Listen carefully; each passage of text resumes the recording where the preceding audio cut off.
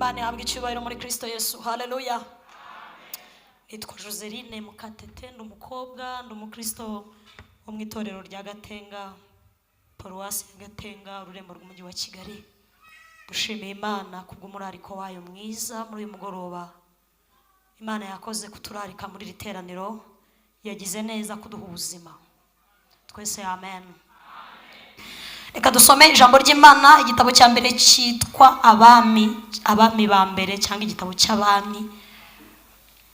Igitabo cy'Abami cya mbere. Turasoma igice cya 19 umurongo wa 7. Igitabo cya mbere cy'Abami 19 umurongo wa 7.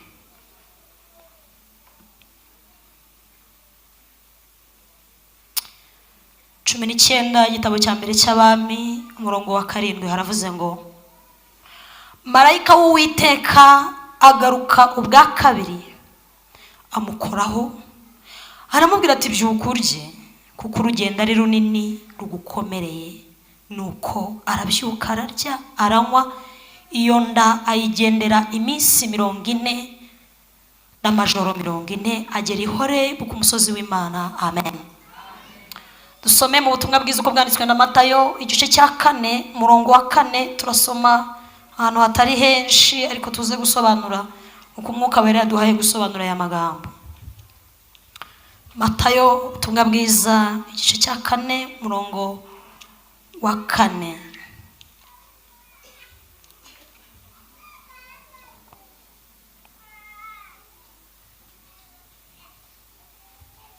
Ariko dushatse twahera ku murongo wa mbere kugira ngo twumve neza message. Haravuze ngo, maze Yesu ajyanwa n'umwuka mu butayu kugeragezwa n'umwanzi. Amaze iminsi 40 n'amajoro 40 atarya, abona gusonza. Umushukanyi aramwegera aramubwira ati, niba uri umwana w'Imana, bwira aya mabuye ahinduka imitsima. Aramusubiza ati, handitswe ngo umuntu ntatungwa n'umutsima gusa, ahubwo atungwa n'amagambo yose ava mu kanwa k'Imana. Amen. Yohana 4:14 naho turahasoma, tuze gusoreza ahandi hamwe ndi bubabwire. Ndabizi ko Umwuka Wera ari bumfashe kubisobanura ko Imana ishaka ko tubyumva. Yohana 4:14, duhere kuri 13 nabwo nta kibazo. Yohana 4:13 haravuze ngo, Yesu aramusubiza ati, umuntu wese unywa aya mazi azongera kugira inyota, ariko unywa amazi nzamuha ntazagira inyota rwose iteka ryose, ahubwo amazi nzamuha azamuhindukiriramo isoko y'amazi adudubiza kugeza mu bugingo buhoraho. Amen. Dusoreze mu rwandiko rwa mbere Petero yanditse igice cya 5, turahera ku murongo wa 8. Rwandiko rwa mbere rwa Petero igice cya 5 umurongo wa 8. Rwandiko rwa mbere rwa Petero igice cya 5 umurongo wa 8 haravuze ngo, mwirinde ibisindisha, mube maso, kuko umurezi wanyu Satani azerera nk'intare yivuga ashaka uwaconshomera. Mumurwanye mushikamye kandi mufite kwizera gukomeye. Muzi yuko bene data bari mu isi muhuje imibabaro, kandi Imana igira ubuntu bwose yabahamagariye ubwiza bwayo buhoraho buri muri Kristo. Izabatunganya rwose ubwayo, ibakomeze, ibongerera imbaraga nimumara kubabazwa akanya gato. Amen. Twese amen. Nari kuririmba indirimbo ivuga ngo, umugenzi uragana mu ijuru, ujye utumbira Yesu, azakuyobora amahoro, ujye umuhanga amaso. Hari naho yavuze ngo, iyi nzira itagaragara habaye mu kabwibwi, ngo Yesu ajya avuga ngo, ndi kumwe nawe ntumukureho amaso. Araririmba aravuga ngo, urupfu kandi nirushaka uwarwo, ujye utumbira Yesu, ukomeze inzira ifunganye ntumukureho amaso. Abari kumwe na Yesu, haleluya. Iyo ngo turayiririmbye birarangiye kubera umwanya, igihe, kandi mfite ibintu byinshi Yesu yamaye kubabwira muri uyu mugoroba. Gahogo week yateguye insanganyamatsiko iri mu gitabo cya mbere cy'Abami igice cya 19 umurongo wa 7 ivuga ngo byukurye kandi unywe kuko urugendo ari rurerure ruranagukomereye. Ninde ubwirwa hari ibintu bigera kuri 8 cyangwa 9 Imana yamishuriye muri iyi nkuru cyangwa se muri insanganyamatsiko iyi nkuru dukwiriye gutekerezaho. Ninde uri kubwirwa kubyuka? Kandi habyuka uwari uryamye, habyuka uwari usinziriye. Hanyuma naje kwibaza, nibaza igihe umuntu ashobora gusinzira ariko yisinziririje. Murabyumvise? Niba hari ikintu kigora nuko ukangura umuntu wisinzirije. Niba hari ikintu kivuna nuko ukangura umuntu wisinzirije. Ariko niba hari n'ikintu cyoroha nuko ukangura umuntu wasinziriye akamariramo. Ubwo aho hagati habiri mu bisinzirije n'abasinziriye bakamariramo, twese iri jambo riratureba. Hari abisinzirije bumvisha inkuru zibabwira ngo nimubyuke murye munywe kuko urugendo rubakomereye, baravuga ngo ntacyo bidutwaye. By'uru rugendo se ko tubizi ko tubimazemo igihe kirekire, dufite experience, igihe tuzashakira tuzabyuka. Ntibamenye amakuru ko hari bibategereje imbere bikwiriye gutuma babyuka bagashyiramo imbaraga bagakomeza urugendo. Abo barisinzirije. Hari n'abasinziriye ibitotsi byinshi baragona bibagirwa ko inzira igikomeje. Ariko itangazo nakunze Yesu yaje arakomanga ngo ye gusinziriye byuka urye kandi unywe kuko urugendo rurakomeje kandi ruragukomereye. Turashimira Yesu washyizeho iyi gahunda yo kubyuka. Se turamukomera amashyi bikunde. Amen. Ninde ubwirwa ngo abyuke? Ni Eliya. Eliya umugabo w'igitangaza. Yakobo yaramwanditse haravuga ngo Eliya yari umuntu umeze nkatwe. Eliya yari umuntu umeze nkatwe mw'abapapa mwe bari hano. Ariko iyo nsomye ibiranga Eliya nsanga atameze nkatwe mu isi y'umubiri, icyo akora mu isi y'umwuka. Kubwo kwizera Eliya ameze nkatwe. Ariko mu isi y'ibigaragara Eliya ntameze nkamwe mw'abagabo, ntameze nkamwe. Icyambere nta myenda agira yambara. Niba mwarasomye amateka ya Eliya ngo yagira bamugaragazaga nk'umugabo ufite impuhwe ngo wambara umushumi, ngo yambaraga uruhu, ibiryo yaryaga ngo byari inzige, mwebwe murya umuceri na mayoneze n'ifiriti. Ntiyagiraga harara, ntiyagiraga inzu. Eliya ntiyagiraga imodoka nk'izo muparitse hano hanze, nta n'ifarashi. Bibiliya imugaragaza nk'impunzi yaturutse itishubi, mwe muri abaturage b'igihugu. Ntahahuriye natwe mu by'umubiri ariko mu by'umwuka kubwo kwizera. Ngo yari umugabo w'igitangaza, umugabo wakoze ibintu 7 bikomeye. Hari ibyo nasomye biranangaza. Umunsi umwe ngo Ahabu yamutumyeho aramubwira ngo ndagushaka, ngwino undebe unyitabe. Ndamutumaho abasirikare 50.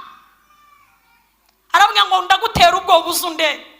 Eliya abwira aba bantu arababwira ngo niba ndi umuntu w'Imana koko umuriro nuturuke mu ijuru batwike mushye mushire.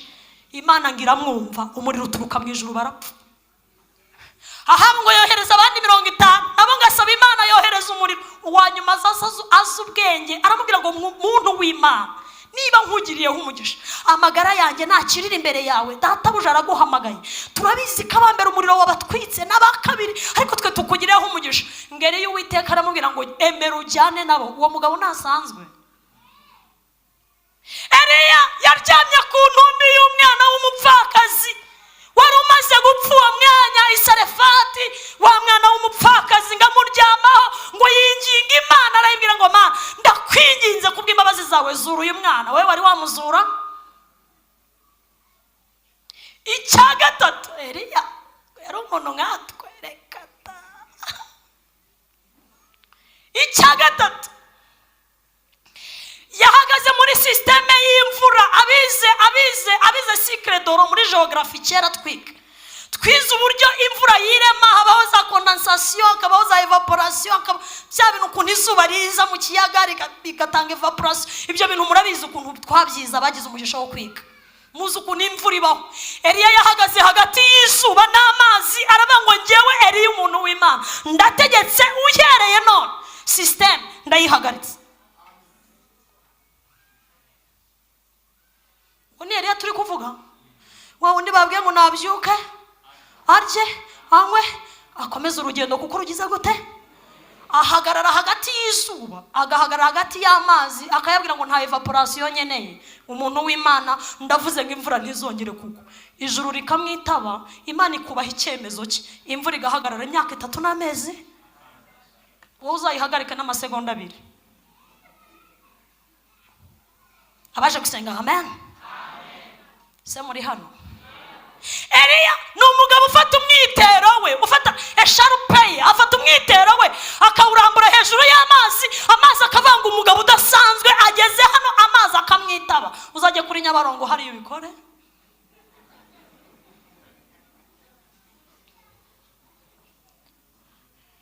Ibintu rero umwuka wera yamishuriye tugomba kuganira muri iri jambo birakomeye. Abaje gusenga haleluya.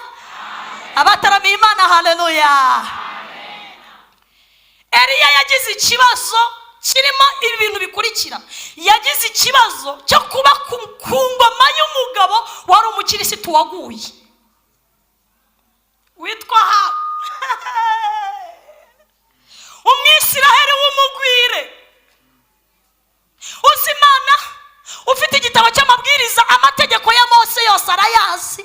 Azimana ya Isiraheli numwe mu bagabanye ku migisha ya Isiraheli, azibibuzwa ibikwiriye n'ibidakwiriye. Umwisiraheli waguye wica ibyazi. Abaje gusenga haleluya. Amen. Sako mwandakari turimo turakundana haleluya. Ariko niko twamenye ko mufashwa mutuje. Kandi nabyo ni byiza. Nababwiye ngo niba hari ikintu kigoye ni ukubyutsa umuntu wisinzirije. Imbogamizi ya mbere Eliya yagize ni ukuba mu gihugu, ni ukuba ahantu yari yizeye ko Imana iba, agasanga bosi waho no mugwire. Ikintu cyanyeretse ko Ahabu yarazi Imana. Umunsi Eliya Imana imumutuma ikamubwira ngo wamenye amaraso ya Naboti, ahimbwa zarigatiye amaraso ya Naboti niho zizarigatira yarwa. Yesu akora amasengesho abwira Imana ati njye nawe turaziranye nubwo ndi umwisiraheli w'umugwire. Ngahita asenga, ngahita yambara ibigunira. Imana ibwira Eliya iti subirayo nureba ko yica ibyazi. Nureba ubwo aciye bugufi ntibizaba kuri we bizaba kube, ariko na Yezebeli sinzamubabarira. Iyo ni imbogamizi ya mbere yo kuba ahantu hari bosi w'umugwire.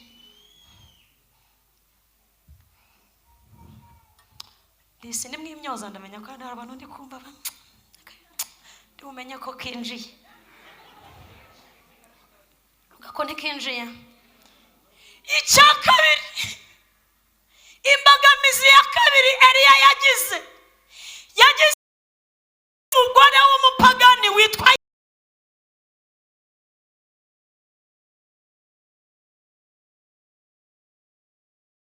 Yezebeli. Ngo yaje muri Isiraheli yari umusidonikazi, araza akopera imbyino, akopera byose, akopera ibitambara, akopera rumbiya, arakopera reba uko abarokore babaho, arabyigana, akora copy paste, arabanga ibyo bakoreraga Imana ndabikorera Imana zanjye.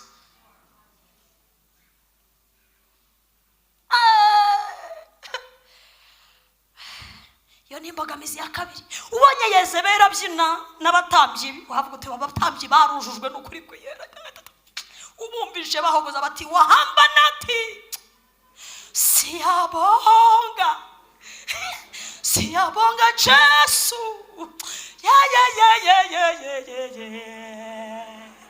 bashaka abacuranzi beza babyize bazi gufata note neza. Abaririmbyi niyo twababuze turabagura ariko bakadufasha kubikora neza. Yezebeli aravuga ati nanjye nzabashaka bazi guhogoza. Amfitiye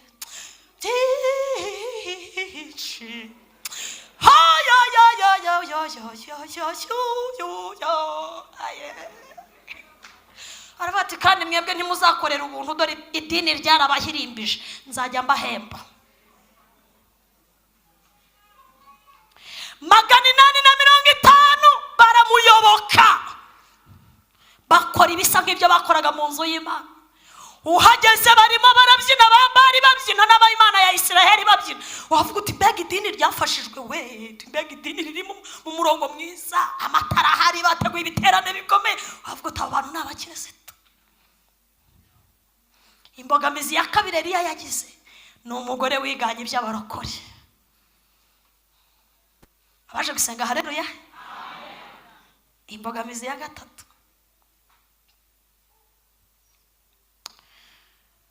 niba abantu babaga mu nzu y'Imana bazi uko Imana ivuga, bazi uko ikora, bazi amategeko n'amabwiriza byayo, babaye imigwire ntibasohoka bagumamo. 850 bagumyemo. Ntabwo bashaka gusoma barasohoka bajya Yesu, ko ibintu bya Yesu bamwifotorejeho amaselfie bakabona birarya.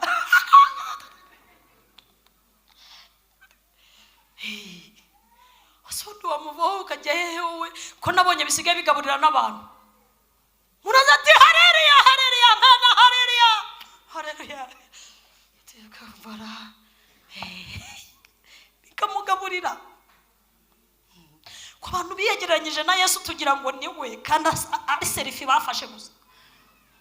Birabagaburira rero, ama YouTube n'ibindi birabagaburira, babigira akazi, kandi Yesu bataziranye.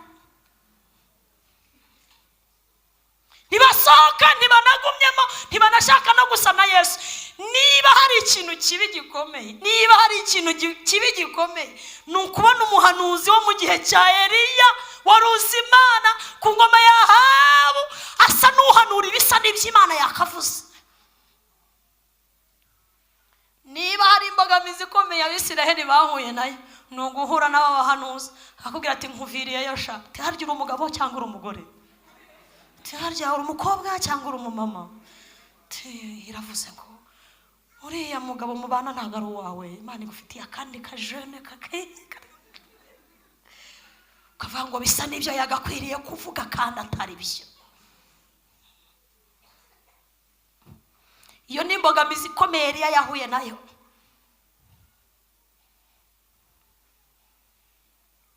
Imbogamizi ya gatanu Eliya yahuye nayo ni izo mbaraga zose zagiriye zitwikira n'abitwa ko ari abakozi b'Imana, barazimira barabura, kugeza igihe yabwiriye Imana ngo ni njye n'usigaye. Ikiruta ikindi kirakimira nyine, ariko turashimira Imana. Mumfashe dukomere Imana amashyi menshi, amashyi menshi kwa Yesu, haleluya. Amashyi menshi kwa Yesu, haleluya. Ngo yiyumvamo kujya kureba umwami, aramubwira ngo nkurikije ukuntu twabanaga n'Imana si uko twari tumeze, hega ngira icyo nkora gikorera Imana. Ngaragenda abwira umwami aha, aramubwira ngo ntitaye ku nzara izamara igihe kinini muri iki gihugu, ntitaye ko nanjye ishobora kungiraho ingaruka. Njyewe ari umuntu w'Imana, ndategetse imyaka izamare izaba 3 n'amezi 6, imvura itongeye kugwa, duca agasuzuguro. Niba hari ikintu kibi gitera ibyaha, ni umurengwe. Abaje gusenga amen. Niba hari ikintu kibi gitera ibyaha, gihamagara ibyaha kikabirembuza, ni garderobe zuzuyemo imyenda n'imiceri yuzuyemo, ariko nabyo ni byiza. Ariko abazi Imana yabo bagira imbaraga zibakomeza mu gihe bihari n'imbaraga zibakomeza mu gihe bidahari. Numva hari abantu banyumvise. Eliya abwira Imana, arayibwira ngo Mana, njyewe umuntu wawe ndabivuze. Imana yambwiye ngo ndabizi ko ibyo uhanuye bishobora kuzakugiraho ingaruka, ihuta ugiye ku kagezi Krete, hanyuma nigakama nzagushakira n'ubundi buryo, kuko uri umuntu wanjye wahagaze mu mwanya wanjye. Undi hari abantu bajya bahagarara mu mwanya w'Imana bakayishimira ahayibabaza. Hari undi muhungu washimiye Imana ahayibabaza witwa Nifene yako, ndabakunda Mana, haleluya haleluya. Ngo yabonye umumo wabo kazi ngaje mu iteraniro ry'Abisiraheli, igihe bari mu kibaya cy'Imowabu, Baramu na Baraki baje kuvuma ngo birabananira. Baraki agira inama Baramu, aramubwira ngo ndabizi bari abantu nta kindi kintu cyabateranya n'Imana uretse ibyaha. Barananiye kubavuma, ariko reka dushakishe izindi strategy turebe ko twabashobora tukabateranya n'Imana. Imana irabizi kugeze ku kigero inzara yazi wawe ntuyiveho. Imana irabizi kugeze ku kigero bashobora no kukwirukana mu kazi ntuhave, ntuyiveho. Satani rero aza kandi kantu yakoramo akaguteranya n'Imana. Feniyasi ngabona umuma wabo kazi no mwisiraheli binjiye aravuga ngo ngiye gukora akantu nubwo Mose atantumye. Abaje gusenga haleluya. Ngafata icumu, ngo yagiye mu ihema rye, ngafata icumu ngaraza asanga bari mu byabo, ngarabatikura arahinguranya, arasohoka ati nge ndi umukristo nzahora ndiwe mu bintu byose ngeze kugupfa, nge ndi umukristo mpora mbihamya nawe igihugu. Hagira umupiyaniste uza hano ariko ngwino Imana imbwira Mose, iramubwira ngo yewe Mose we, hari umuhungu ukoze akantu mu ihema aranejeje Feniyasi, atumye uburakari bwanjye buva mu Bisiraheli. Genda umbwirire Feniyasi ibi bintu bibiri. Abaje gusenga haleluya. Aramubwira ngo mbwirire Feniyasi iki, umukore mu ntoki umubwire ngo urakoze Feniyasi, utumye uburakari bwanjye buva ku Bisiraheli. Felicitation Feniyasi we, uranejeje Feniyasi. Imubwira ibintu bibiri, iramubwira ngo Feniya, kubw'iki kintu ukoze ndakugabira.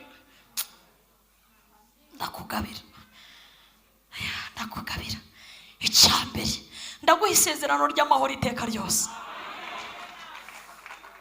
Ariko hari abantu bashaka gukomera Imana amashyi. Ndaguha isezerano ry'amahoro y'iteka ryose kuko nshimiye ahamba basaka uranesheje. Iyo Imana ikubonye urwanya icyaha, Imana iranezerwa. Imana ntishobora kunezerwa urimo urubaka etaje inaha y'umuhanga. Ibyo ni iby'inaha, uzatera ubwoba binaha. Ibyo ni ibintu by'inaha, utera ubwoba binaha ukabuhitinga ariko mu ijuru ntibashobora gukoma amashyi. Ariko iyo bakubonye unesha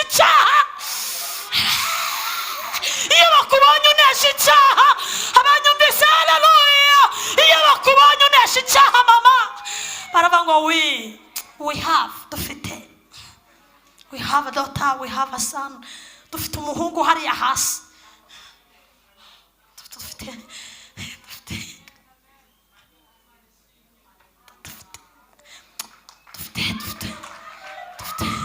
Dufite umugore hariya hasi. Dufite umukobwa usa natwe. Dufite umugabo usa natwe. Ukoze ibintu nk'ibyo Yesu yari gukora ariyo. Urwanya icyaha. Imana ibwira Feniyasi, iramubwira ngo kandi Feniyasi, uranejeje ku buryo isezerano ry'ubutambyi ritazava mu nzu yawe. Mu nzu yawe hazavamo abatambyi iteka ryose. Abandi bazabakuraho bashingiye ku mpamvu runaka, ariko uzaba umutambyi. Ndabona hari abantu bari kurunguruka. Kanongera nzamuke. Nabonaga arabagira gutya. Imana yagize mugufi. Imana iranezerwa. Imana ikinezerwa ku muntu wafashe umwanzuro wo kurwana n'icyaha. Mu ntambara ndasana n'ibyaha, mfite umugaba n'umwami Yesu.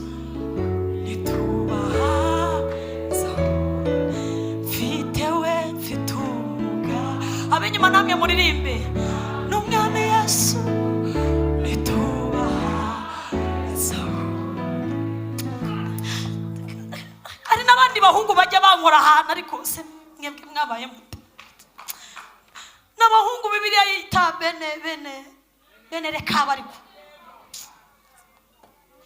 ko mwebwe ntabwo muba mubyumva gahogo murahari cyangwa mwe haleluya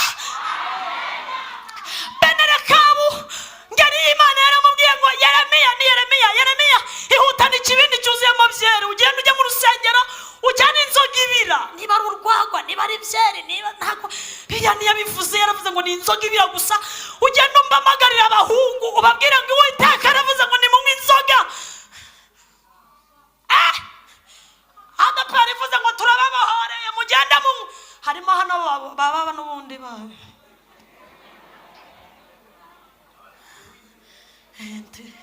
uko n'ubundi ejo bundi muri covid hari uwayifasha ayishyira muri teremusi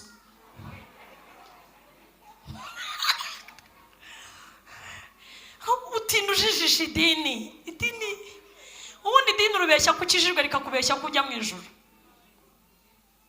Iyo nsigamigani murayumvise utinda ubeshya idini ko ukijijwe rigatinda rikubeshya ko ujyayo kandi idini n'abana beza baraza bakakurimba ati twese tuzahurirayo kuri wa mugezi batumva turakuririmbira rwose turakuririmbira kandi uwo munsi uba woroshye wowe uroroha niyo ufite ibiro 200 dushaka abasore beza bafite ibituza tukaguterura uroroha ukoroha amafaranga bakiri kuri Beka na Beneri na za Equity uba woroshye uwo munsi nta muntu uremera kandi uwo munsi nta muntu uzahagaza azaryama hareruya twiyemera kuko duhagaze wihagararaho kuko ugihagaze ariko hari umunsi utazihagararaho uzaza hano uryamye ariko Yobu yaravuze ngo uwo munsi nubwo nzaba ndyamye ibyiringiro byanjye nzabimanukana nzabijyana no mu nda y'isi nzaba ndi kumwe n'umuremyi wanjye aravuga ngo kandi uruhu rwanjye nirumara kubora nzareba Imana yanjye mfite undi mubiri haresovere goria nzamureba n'amaso yanjye nzamwitegereza aravuga ngo umutima wanjye umazwe n'urukumbuzi nzi ko umucunguzi wanjye ariho abizeye ko umucunguzi waba ariho twese haleluya ibihe ntibibamaramo imbaraga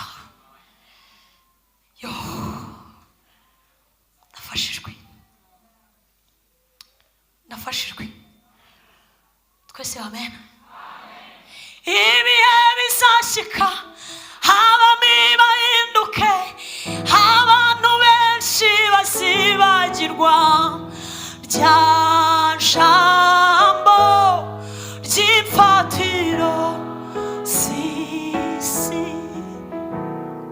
mwibutsa abasigaye begereye ntebe bitwaje intwaro zose z'ukuri tuza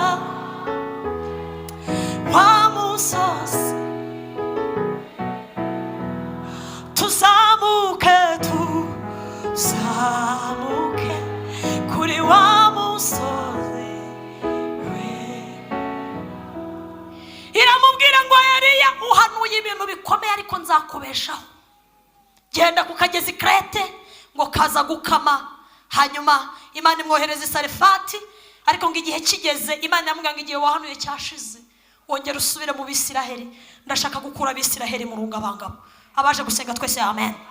Eliya asubirayo nasomye urugendo yakoze ahura n'umugabo witwa Obadiya ngo yaramubonye aramubwira ngo yewe Eliya muntu w'Imana umwami yashizeho intasi zigushakisha mu bihugu byose uri ku rutonde rw'abantu bashakishwa ngo bapfe kuko bateje Isiraheli ibyago dore abagore basigaye barya abana babo ntiwamenye ibyabaye inaha inzara yarateye dusigaye dutunzwe n'amahurungu urabona abakire n'ibihanga by'indogobe abandi barashobewe inzara iratumaze umwami aragushaka ngakwice aramubwira ati humura genda umubwire ngo nagarutse umubwire ngo ndamushaka duhure ku musozi Karumeli bantu b'Imana mujye mwigirira icyizere yaturokoye urupfu rukomeye rutyo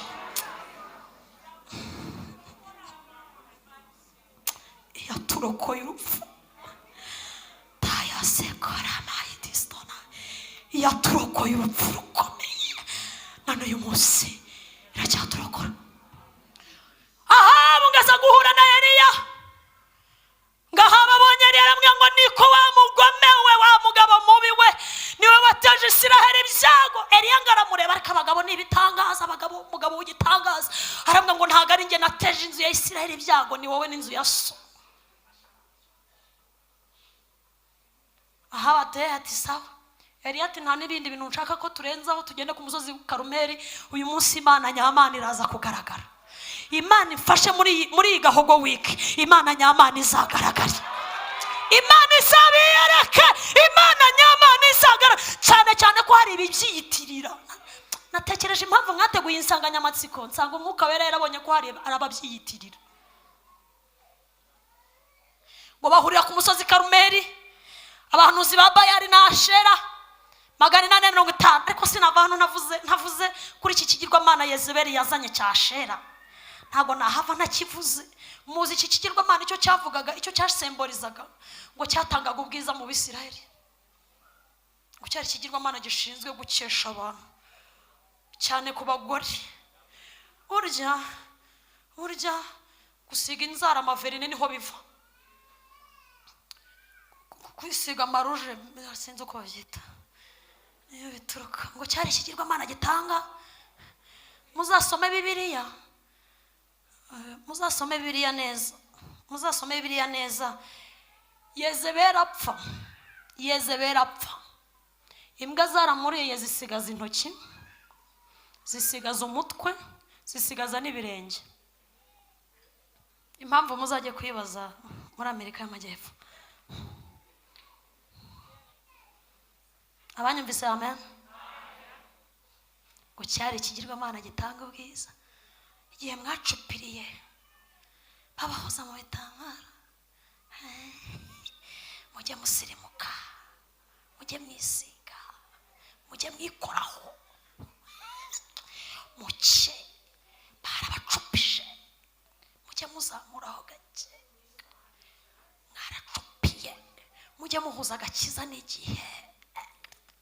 Yezebeli aravuga ati muzarambagizwa ryari n'izo rumbiya? Amakuru mufite. Yezebeli yigisha Abisiraheli kurimba. Abantu bakajya baza ku ruhimbi bameze nk'abibagiwe kwambara. Umuntu akaza ameze nk'uwambaye robe donu. Abaje gusenga haleluya. Amahoro abe muri mwe. Biranga.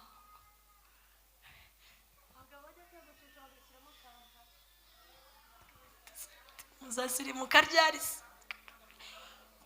Kabizirika. Muzasirimuka ryari se? Yezebeli ikigirwamana Shera cyari gitanga ubwiza. Batangira kwiga imyambarire yaba mu isi. Bararimba koko baca mu mubiri ariko badakeye mu mwuka. Imana irumirwa. Batangira bisiga za mukarago. Hano babibyatsa haba uburura haba umukara, bamera nk'udukororombya.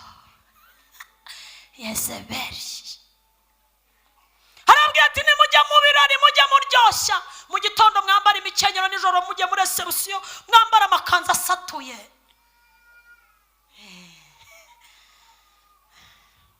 Ni Yezebeli wazanye impinduka mu itorero muri Isiraheli. Nako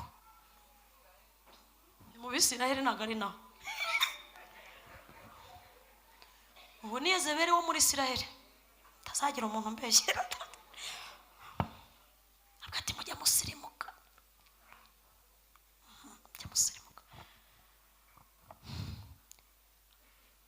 Imana ibwira Eliya irambwira ngo ndi kumwe nawe, ndagushyigikiye Eliya muntu wanjye.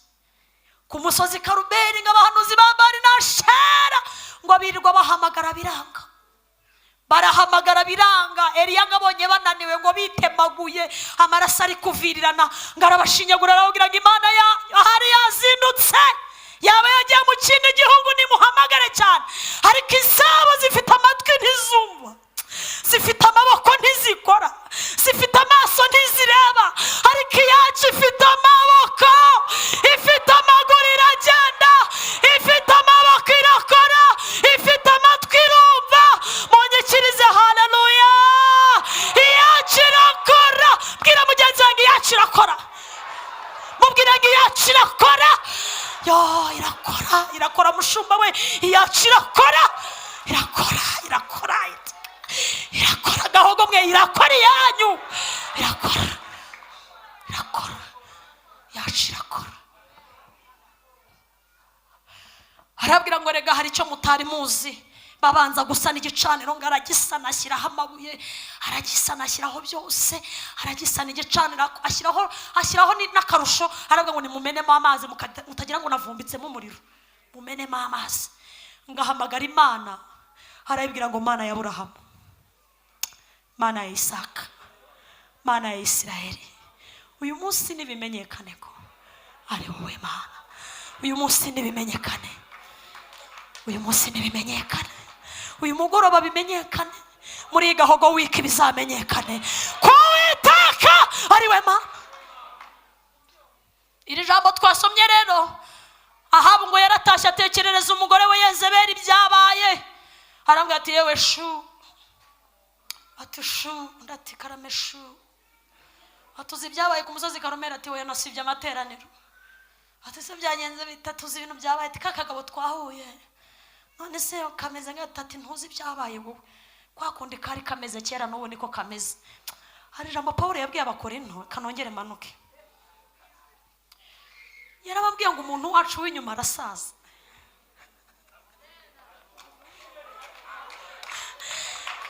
Yaravuze ngo umuntu w'inyuma arasaza, ariko umuntu w'imbere ngahora ahinduka, ari updatinga buri munsi kubera imbaraga z'ijuru.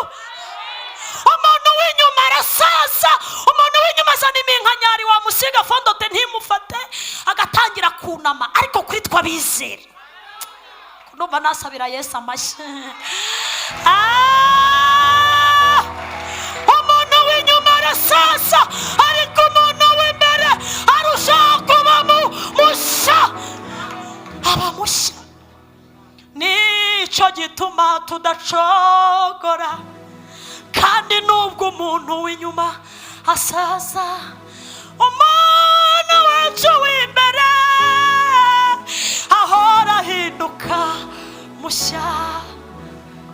Nicyo gituma tudacogora, kandi nubwo umuntu w'inyuma asaza, umuntu wacu w'imbere ahora elisaramenigoria, ahora ahinduka mushya, ahora ahinduka, ahora gahogo muririmbe wa, ahora ahinduka, turirimbe twese, ahora ahinduka mushya,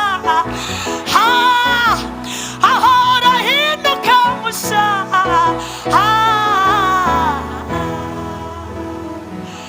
Haleluya. Yabura kuba gute se mushya kadatunzwe n'akawunga? Yabura kuba mushya gute se katarwara amambaga, niba ari mambaga, niba ari ibiki? Yabura kuba mushya gute se katarwara coronavirusi? Yabura kuba mushya gute se ko kanseri itamugeraho? Yabura kuba mushya gute se katarwara diyabete? Yabura kuba mushya gute se katarwara amaso n'igifu? Ahora ahinduka mushya,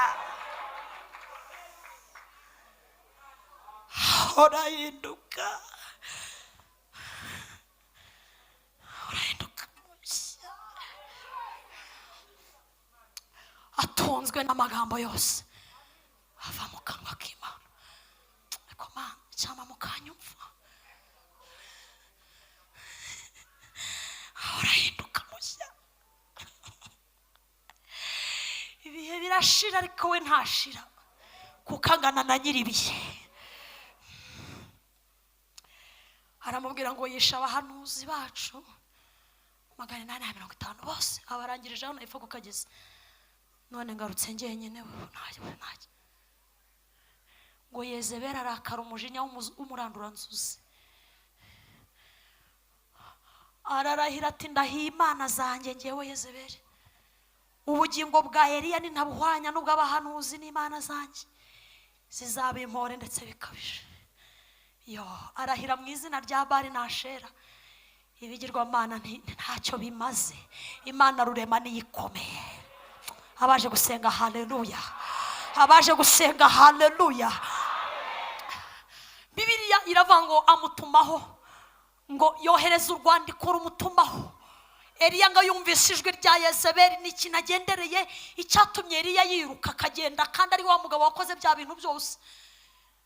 Ngo yumvise ijwi rya Yezebeli ngo ariruka aragenda, ngagenda urugendo rw'umunsi umwe ngagera mu ishyamba rinini ngo ryari ririmo igiti cy'umunotemu. Ngo araharyama abwira Imana ngo Mana, ndabizi ko Yezebeli ari kungenza, ibyo nakoze byose bihindutse ubusa, ndashaka gupfa. Indirimbo naririmbye zose ntacyo zimaze. Yezebeli aranshaka, amafaranga yose natanze apfuye ubusa. Yezebeli aramvugishije ndamwumvise. Ariko umva ukuntu umuririmbyi yaririmbye mu ndirimbo zo gushimisha.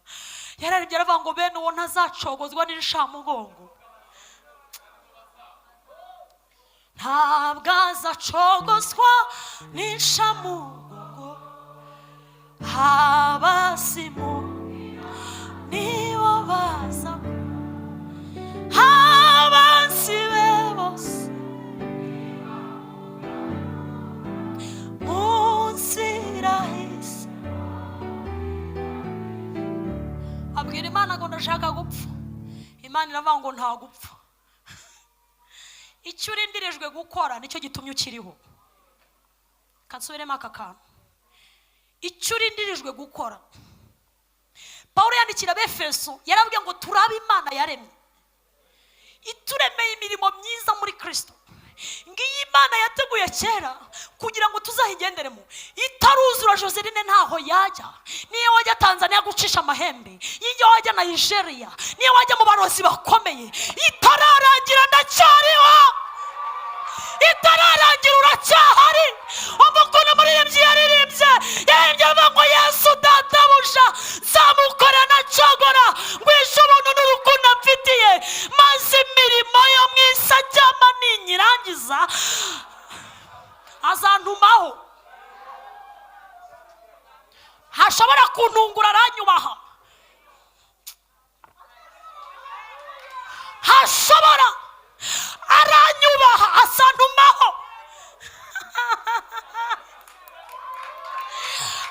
Aranyubaha azantumaho, azamereza invitation, azambwira ngo mwana wanje ngwino winjira mu munezero wasosabusha. Azampamagara,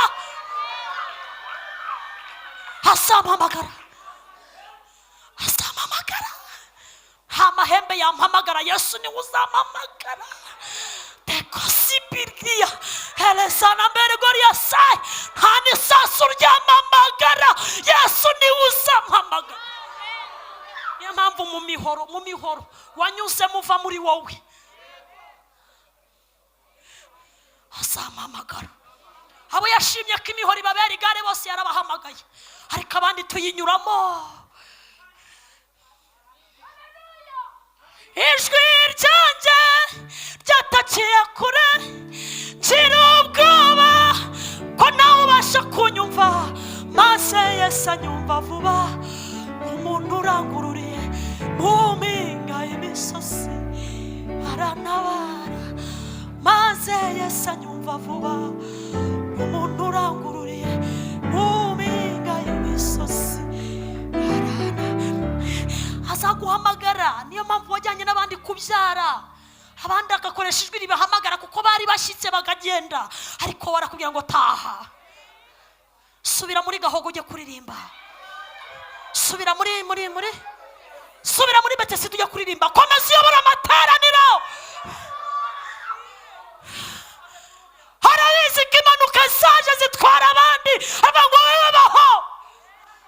wowe baho, azaduhamagara. Haleluya, azamamagara. Hashobora kuntungura, dufitanye gahunda nziza. Abanyumvise torero munyikirize, haleluya.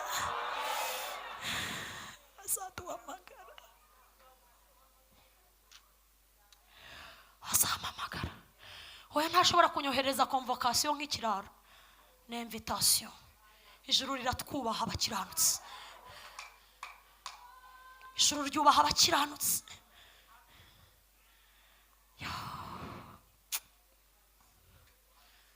Nta convocation yanyoherezaho uhamagara indaya, ntibibaho. Cyangwa uhamagara igisambo cyananiranye, azanyoherereza invitation. Abwira umwuka wera ngo banze umutunganye neza, agere hano ari ku rugero rwa Kristo. Azamamagara.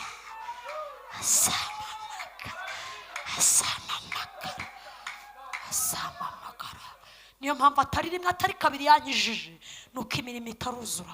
Ariko imirimo yuzuye niyo naba nkiri umukobwa mfite n'amasezerano y'ubukwe, ibyo ngibyo birarangira, kamanuka akaguhamagara ugasanga umukwe mukuru ari we Kristo.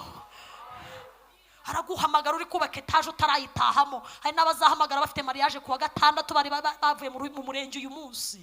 Hari ibintu Yesu azaza agasanga bitaruzura. Ashobora kuguhamagara uri kugisa ufite amatsiko yo kureba umwana ugiye kubyara, akakubwira ngo ngwino ntuzamurera nzamwirerera. Arahamagara.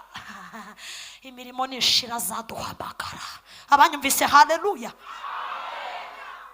Eliya araryamye arasinziriye, ngo ijuru riramutekera.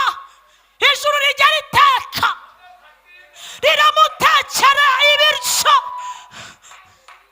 ibiryo by'ijuru, ngo bizanwa na marayika. Marayika Imana yamubwiye ngo ihute ujya ahantu mu ishyamba munsi y'igiti cyitwa umurotema, hariyo umugabo uri kunsaba gupfa kandi si igihe cyo gupfa. Mushyira ibiryo, mushyira amazi, anywe ku mazi yo mu ijuru, arye ku byo kurya byo mu ijuru, yongera asubiremo imbaraga. Imana yarabatekeye muri Gahogo wiki. Imana yaratetse. Arazambwa ati yewe byuka, barantumye, byuka urye kandi unywe, dore imbere yaho urugendo rurakomeje. Ngo arabyuka arya ku gatsima ka marayika, anywa no ku mazi, ashyira ku musego ariryamira. Imana ibona ntibyuzuye, ngo marayika agaruka ubwa kabiri, arambwira ngo ngera ubyuka urye kandi unywe, urugendo ruragukomereye. Imana yaje kubyutsa. Abanyumvise twese, amen. Hari imbogamizi rero umwuka wera yampishuriye zishobora gutuma umuntu abyutswa ariko ntabyuke, agakomeza kwiryamira. Imbogamizi ya mbere ituma abitorero babyutswa ariko ntibabyuke, imbogamizi ya mbere nuko Satani yazanye isi mu itorero. Yazanye isi mu itorero, nabivuze uko Yezebeli yazanye ibyaha by'abasidonikazi muri Isiraheli. Muri uku kuzana isi mu itorero hari utuntu Yesu yamishuriyemo nka dutatu. Icya mbere ni uguhuza agakiza n'iterambere. Guhuza agakiza n'iterambere. Iterambere ririmo ibintu byinshi, ririmo amasocial media, ririmo za entertainment, kwishimisha, ibirori bidashira bya buri munsi. Abantu bakajya mu birori habaye n'igaburo ryera, ari amazi n'umutsima Eliya yahawe. Yesu yavuze ngo umuntu natungwa n'umutsima gusa, ugatungwa n'amagambo yose ava mu kanwa k'Imana. Utariye Yesu ntushobora kuramba, agakiza karakunanira, kuko kurya ijambo rye bingana no kumurya.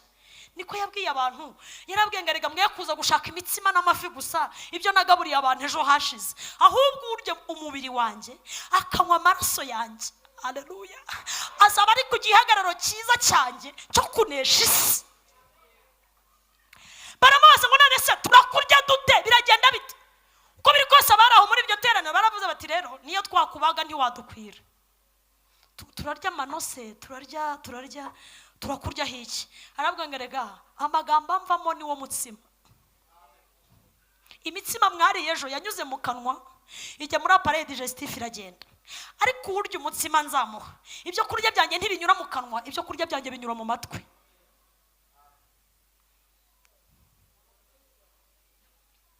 twese amen. Ibyo kurya byo mu ijuru ntibimeze nka bya bindi turya mu rugo binyura mu kanwa bikamanuka bigakora umurimo wabyo mu mubiri. Oya, ibyo kurya by'ijuru bica mu matwi bikinjira mu mutima. Niyo mpamvu Dawidi yavuze ijambo rikomeye, yaravuze ngo numvise ijambo ryawe ndaribika kandi ndibika mu mutima. Umwanditsi w'imigani yaravuze ngo rinda umutima wawe kuko ari iby'ubugingo bigira gute rikomoka. Ijambo rya Kristo ryinjira mu matwi rikajya mu mutima rikinjira mu bugingo rigatanga impinduka. Abanyumvise twese amen.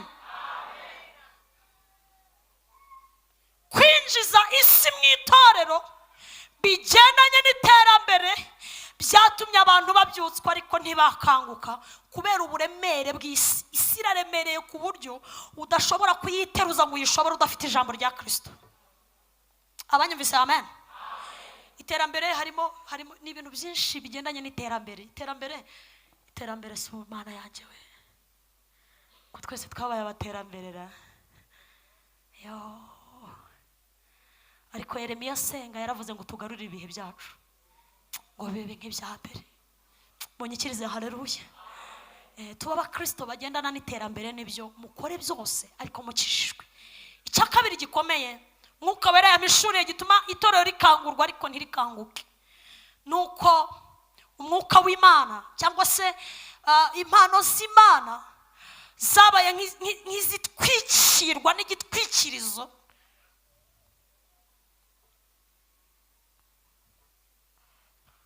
Bibiliya iravuga aho umwuka w'Imana atari abantu, kandi mutandukanye umwuka w'Imana no gutitira. Ibyo si byo, kuko n'abarwaye malaria bagira gute?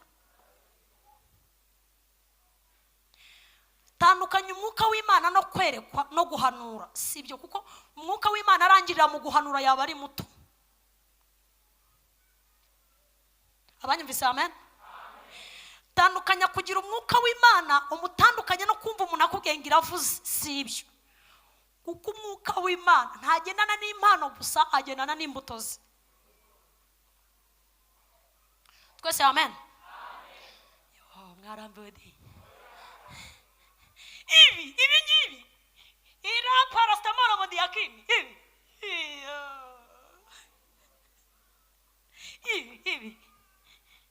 ibi bikanga bina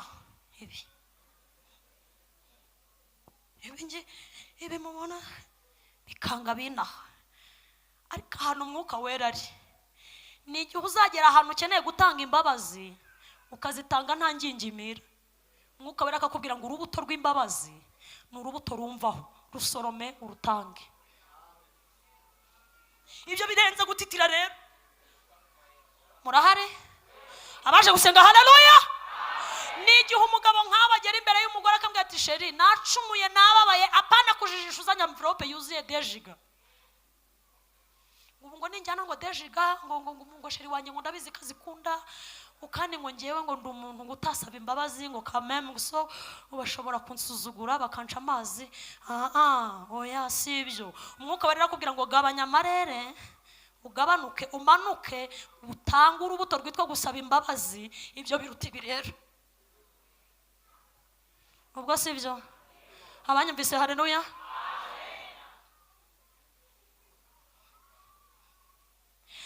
Kubera rero umwuka yabaye nk'uzimijwe mu bantu, apana mu itorero kuko itorero ni rizima, yabaye nk'uzimya bamutwikirije ikintu kimeze nk'igitwikirizo, dusigarana gushaka impano ariko imbuto zirabura. Haba nakishimira kubwiriza cyane no kugira izina rikomeye mu gihugu nkamenyekana mu isi nkaba umusitari ariko imbuto ntazo. Tukishimira gukora ibiterane bikomeye tukagira itorero ryiza cyangwa idini ryiza ariko Yesu adahari. Reka mbabwire itorero Satani ashobora kwigana impano ariko ntashobora kwigana imbuto. Yo ndumva munyumvise, ndumvise muvuga ngo ntashobora kwigana imbuto. Ibyo bintu byaramunaniye. Urubuto rw'amahoro ntarwo agira, ateza impagarara. Urubuto rwo kwihangana ntarwo agira, ntabyo agira. Ariko umwuka Wera, haleluya, kwirinda Satani ntiyabikwigisha, ntibibaho. Ariko umwuka Wera akubwira ngo irinde nzakugeza irinde, ihangane, nzabana nawe. Ibyo rero byarabuze. Abantu bashaka kuzamura ikigero cy'impano kuruta uko bazamura ikigero cy'imbuto. Kubakangura rero bimera nko gukangura intumbi. Niba abandi bisinzirije, ariko Imana ishimwe, marayika yazanye umutsima n'amazi. Abanyumvise twese haleluya. Marayika yazanye umutsima n'amazi. Mugira ngo se sinsoje? Aka gatatu katumye abantu b'Imana basa n'abasinzira munsi y'igiti. Ugukunda impiya n'icyubahiro. Impiya amabakashi cyubahiro. Itorero ry'Ikorinto Pawulo yarihuguye kuri ibi bintu. Yarabwiye ngo tubabona muri kwigaburo ryera, niko yahuguye abitorero ry'Ikorinto ngo abakire bicara ukwabo. Abakire abafite ama etage bicara aha, abafite randi kuruza bakicara aha. Ubwo ni mu gihe cya Pawulo n'Ikorinto ntago ari hano. Mutazaneza n'Ikorinto. Abafite vewiti ubwo ni vewiti. Ubwo bicaraga aha. Abagore bambara bazerishe bakicara aha. Abambara superi za 400 bakicara aha. Ngo kandi bakabategurira n'ibyabo kwigaburo. Kabati bara n'abakiresha. Nidukora fundraising bazatanga menshi. Ariko n'itorero ry'Ikorinto ntago ari rya hano. Harabwira ngo yemwe mw'Abakorinto mwe nasanze mwibanza ku by'idini cyane. Nasanze kumwibanda ku by'idini cyane. Abakire bicara ukwabo n'abakene bo hagati bakicara ukwabo n'abahanya bakicara hepfiriye. Harabwira ngo kandi iyo mwasangiye ibisigaye mu bijyana mu ngo z'abakire. Kubwo gukunda icyubahiro. Yakobo yandika yaravuze ngo yemye torero nimubona bambaye imyenda ihenze y'imihengeri n'imihemba ihenze mujya mubaringaniza n'abambaye Londoni kuko bose bizera umwami umwe.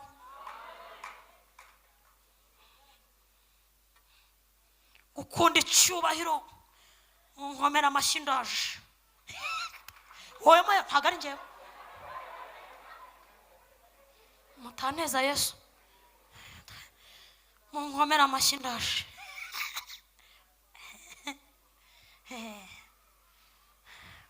Kunda icyubahiro, ariko nyiri icyubahiro ni Kristo. Pawulo yamuvuzeho avuga ijambo rikomeye, ariko kandi simbabuje kubaha abo kubahwa kuko urwo rubuto narwo ni rwiza kurwera. Ariko byose bibe kubw'icyubahiro cya Kristo. Abanyumvise twese haleluya. Abanyumvise twese haleluya. Nabwiye abantu ngo hejuru harashize kuko Imana ihemba Yesu ngo yamuhaye ibintu bibiri. Yarambwiye ngo mwana wanjye uranejeje uncunguriye itorero, ndaguhemba ibintu bibiri. Icyambere ndaguhemba izina riruta yandi mazina yose. Ubwo murumva hejuru hatarashize.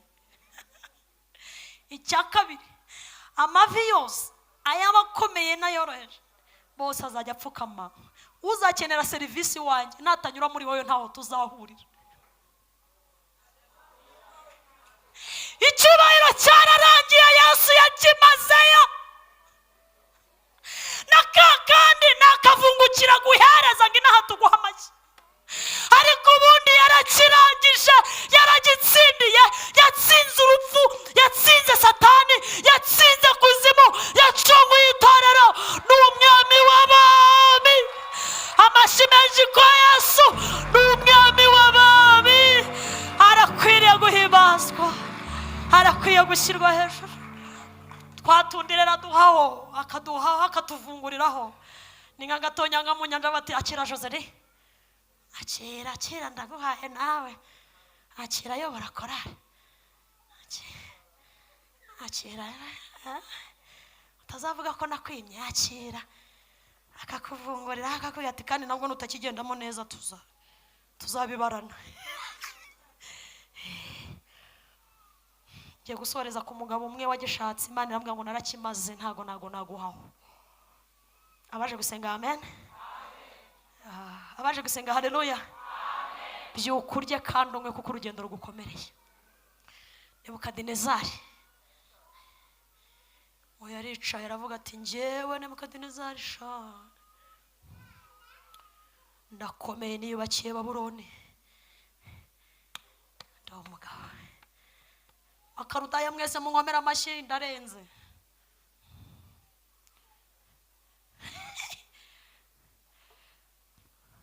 Abakaludaya bose bati nukuri urarenze. Imana iramubwira ngo icyubahiro narakimaze wa mugabo we. Imana ihita ikora ku bwonko, iramubwira ngo umanutse hariya hepfo muri stage imyaka 7 nishira uzagaruka. Nebukadinezari yavuye mu ishyamba avuga ngo Imana yo mu ijuru niyo Mana yonyine, niyo ikwiye kubahwa, niyo ikwiye gushyirwa hejuru. Icyubahiro ni icy'Imana, natwe abo yagihaye tujye twibuka ko yakiduhayeho ariko ntiyakitumariye. Ibyo rero bitumye abantu bakangurwa ariko ntibakanguke kubera ko bakunze icyubahiro.